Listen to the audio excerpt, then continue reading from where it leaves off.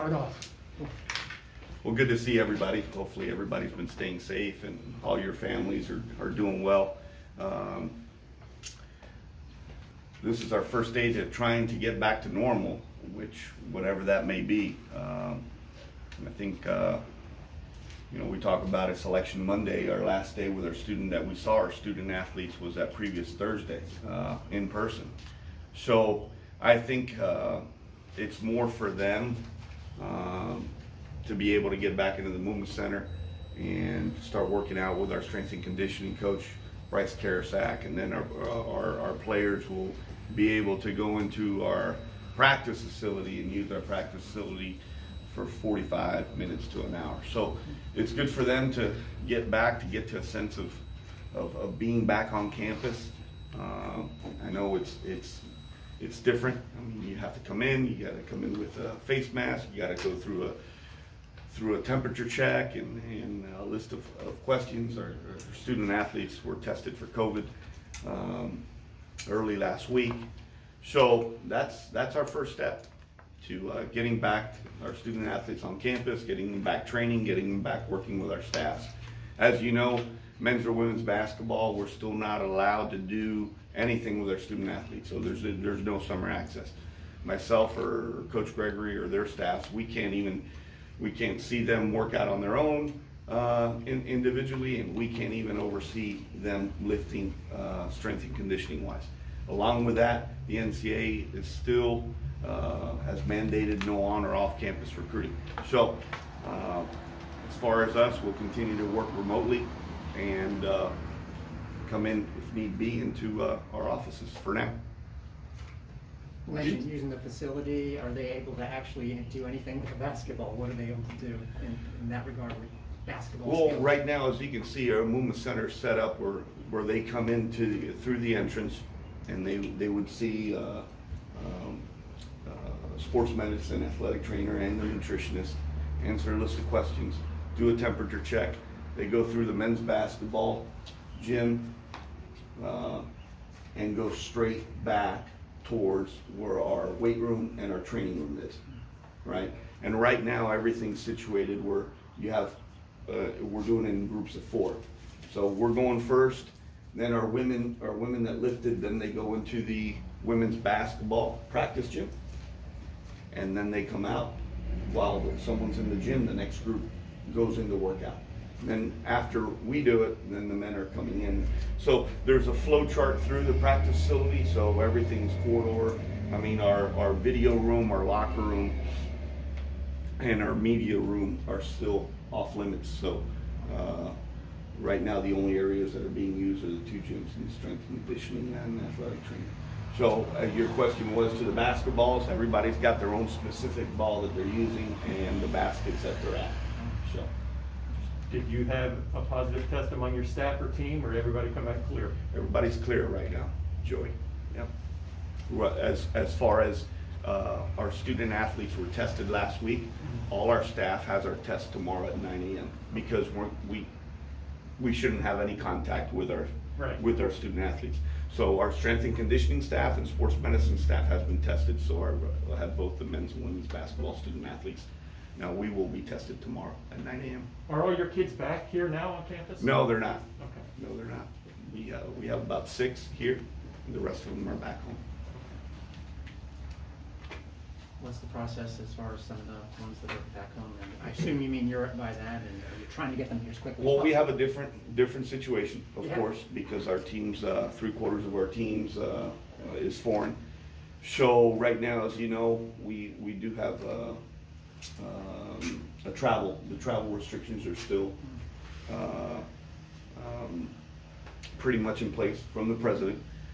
As we get, of course, school starts late August, and hopefully a lot of that stuff will be cleared up by then. But right now, there's so many countries that you can't come into the United States from. And then when you get here, you have to quarantine for 14 days. So right now, our kids are doing online classes anyway. The bulk of our student athletes usually play with their national teams in the summer. So we're in a waiting game as well. But it's middle of June, we still have the month of July, and then we go into August.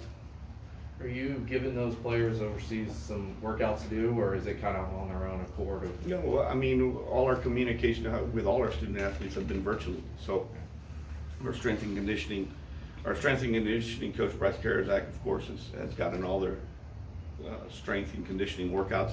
But a lot of those countries are ahead of us, so they've been able to get into facilities and work out and be involved basketball wise and conditioning and training wise already. So, Coach, kids want to play. We know that. How much of a problem is it dealing with parents right now? Because that's their most precious commodity. well, I think to be, you're more from a youth level and a high school level and a travel basketball level. I think that's what's going on right now. I mean, I believe the last 2 weekends they had two big travel tournaments. And I think Florida was one of the first states that opened up to all the youth sports immediately. It's all about communication, and I have a very good staff. We've been in communication with parents to answer any questions that they may have, and so forth. Coach, the southern schools aren't the problem. If you're dealing with a Temple or you're dealing with a northern school where it's really having a problem, do you expect some changes there maybe in scheduling? I don't know. I think we've gotten 1,400 cases in the last couple of days in Florida. And that seems to be a problem. But as far as scheduling or anything, right now our non-conference schedule is set. We haven't had any games dropped. I know the tournament that we're playing, the Bahamas, the Battle of Atlantis, is the first time that they're doing the Battle of Atlantis for women. We're in it, and the men play the week after. How's that going to be handled as far as traveling outside the United States? And then if that ban is still up, you can't quarantine for 14 days. You can't play for 2 weeks. So I think there's some questions there to be answered as well. But I think we have a very attractive schedule with Texas on the road, Mississippi State and Baylor at home. We go to VCU. So I'm really excited about November and December. The matrix for the league has already come out, but as far as when we play January, February, that hasn't been determined yet. But we know who we play, and who we play twice and who we play once in the league schedules. The odds of your alma mater being on future schedules might have gone up with some recent events. Could you talk about Brooks Wiley getting that? I'm very happy for her. She did a great job here. I think she's got a really, really good opportunity. As you know, she also hired Tim Silver, our former video coordinator and assistant at Stetson. So I'm very happy for her. We'll see. We'll see. I think right now she's really busy digging in, trying to get some better players, and making sure she's got the right people in her program academically and athletically. But she's got a great opportunity. She's going to be fine. Coach, March has been almost like a thing for you guys being in it now. How much of a down was that for you and your kids, just not being able to play? It was, I tell you what, I feel for the men, because the men didn't even get a chance to play the conference tournament. Just, and they were up there already. It's tough because, you play the whole season and you finish the way that we did. I still think we had a lot of basketball left to play,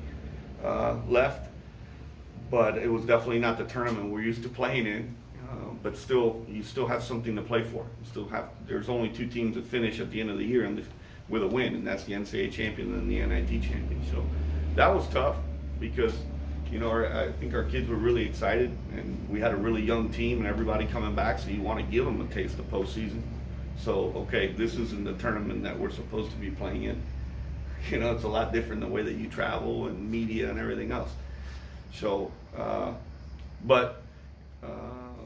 I think sports got moved to the side as they should be. With what are we? We've lost just in the United States alone over 115,000 people. That's an unbelievable number. And I think everything that we did, as far as from a perspective standpoint, around the country, was the right thing to do. When do you normally take your overseas trip, and are you still able to recruit effectively even though you're having to do it virtually overseas? As far as vacation or work? Work. You know what, Joey, usually I go out of the country in June. You usually have one tournament in June, but definitely now, July shut down. The under 17 World Championships have been shut down, and that was supposed to happen in August. So, that's huge. But even domestic recruiting. Yeah. I think right now we're in conversations both on the men's and women's side. Are we going to get some other recruiting opportunities in August and September? Are you maybe going to move, at least on our side, home visits for juniors instead of the spring and the fall? Because from an evaluation standpoint, a lot of these kids aren't being evaluated both on either side. Yeah, there is video, but there's a big difference between seeing someone live, seeing them on video, but also seeing their high school coach or AU coach or parents or that recruit themselves that you're at, how many games that they played all year, and the investment that you're making in them. So we're gonna wait on that and see what happens. Coach? Yep. With one of the political things going to happen in Jacksonville this year, and they're releasing all these people to get together, have you heard if that's going to help you with getting your fans into the stands at all? Have you heard anything? I have not. You're talking about the political stuff with the convention? Yes, sir, they released Yeah. it so that everybody can get up beside each other and be crowded. Do you know if that's going to have any effect with enabling you to get your fans in the stands? Right now, the fall sports, volleyball, men's soccer, women's soccer, and of course, football. Football drives the football season doesn't happen. The landscape of college athletics is going to be a lot different. So, So no word on that yet. no word on that yet, but Okay. everybody anticipates that there is going to be fall sports and there is going to be football. If there's no fans in the stands, there's a lot of lost revenue as far as ticket sales, concessions, parking, marketing, sponsorships, and then now you gotta find other ways to make money, right? Yes, sir. As far as private streaming, I mean, there's so many things to get to that. But if we do get to that point, there's going to be a huge domino and trickle effect financially for every program in the country to sustain college athletics. We've seen, of course, such a great increase in cases because here in the state of Florida, we've totally reopened up, right? Restaurants, bars. So, I mean, we got to see where we're at and see what the data tells us. But the data's not going to lie. Right. You know, so. Coach, I'll ask you the same question Yeah. I asked Coach Arians. You are probably the most susceptible person to catching this. What are you doing to stay safe? Me? You. Susceptible to catching it? I thought of you know. I know you're not 67, but... No, I know, but yeah, God, do I look older than 48? No, we haven't, you know, my wife and I and family, we haven't gone out much. I tell you one thing, Home Depot and Lowe's are not hurting, that's for sure. So, you know, that we've gone out to Costco, of course you gotta wear masks. Our daughter lives with us, works at Publix. And we probably, since it opened back up, been to 3 or 4 restaurants. So it's been a change. It's been a huge change in the way that everybody has lived their life, as far as how we've tried to stay busy at home, how we've communicated, how we've shopped, how we've changed as consumers, and how we've eaten at home. I have plenty of masks. I have masks in my car. We got hand sanitizers in our car. My wife's taking very good care of me. So, You gained weight or lost weight? lost weight. I've lost 20 pounds. Look at you. 21. I was at 200. I'm at 178. So, Wow. yeah, Congrats. thank you. All those home improvement projects. A lot of home improvement projects. You're down Sure, to I'm one sure class. you've seen them on my wife's Facebook. So, Coach, with Yep. Connecticut moving on to the Big East, the American Athletic Conference takes a hit in strength of schedule for conference games. Do you see the conference getting the same number of bids? Russ, that's a great question, and losing Connecticut, at least on our side, is huge because you play them twice during the year, and you play them a third time, right? That's 3 RPI games of a team that's in the top 5 RPI in the country. So if teams don't schedule the right way, if you don't win your conference and you don't schedule the right way, you're not going to get an at-large bid. So it doesn't affect us because we've always scheduled the right way and we've always played a very challenging schedule. But losing Connecticut, of course, it hurts our league because you have a team that has such a great following, has such a great media following. Hall of Fame coach, some of the best players in the country. It does hurt us. I think it hurts us from a perception of us being a football 5 conference, a Power 5 conference. So now strategically we gotta continue to recruit the right way, develop the right way, and most importantly schedule the right way. So if we don't win our league, we're gonna be one of those 32 teams to get in that large bid. You good? All right. All right, guys. Thank Thank you for coming. All right.